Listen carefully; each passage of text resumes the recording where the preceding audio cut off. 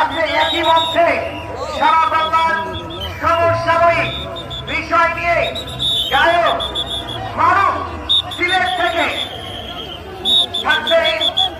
জনসম্পদ যখন এই জনসংখ্যাকে সঠিকভাবে গড়ে তোলা হয়, আর যখন এই জনসংখ্যাকে প্রকৃত শিক্ষা প্রশিক্ষণ দেওয়া না হয়, তখন জনসংখ্যা একটা দেশের আপদে পরিণত হয়, তখন এটা সম্পদ থাকে না।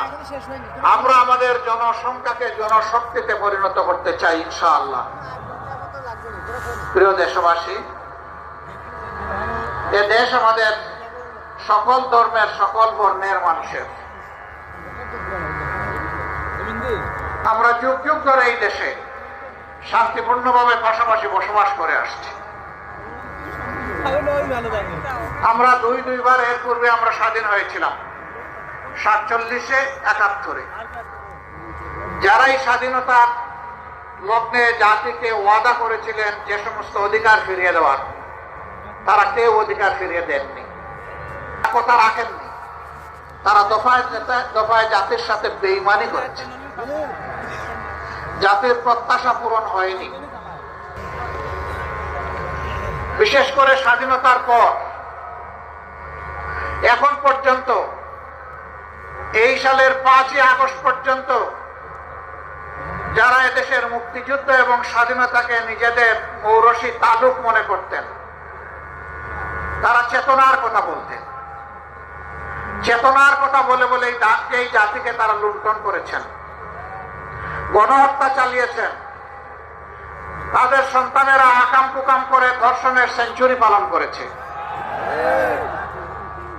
দেশের সম্পদ লুণ্ঠন করে তারা বিদেশে পাচার করেছেন।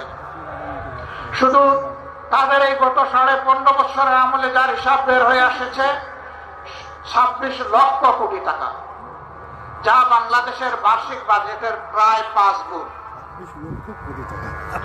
দেশের সম্পদ শুধু বিদেশে যা পাচার করেছেন, আর দেশে যেখানেই তাদের হাড়িতে হাত ঢুকছে সেখানেই টাকার খনি।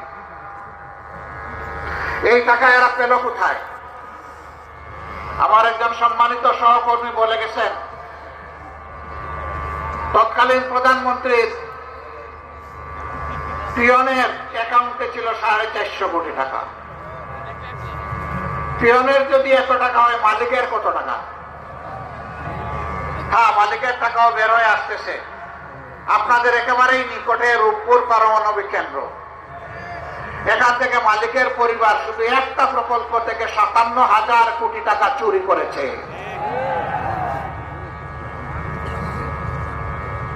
এইভাবে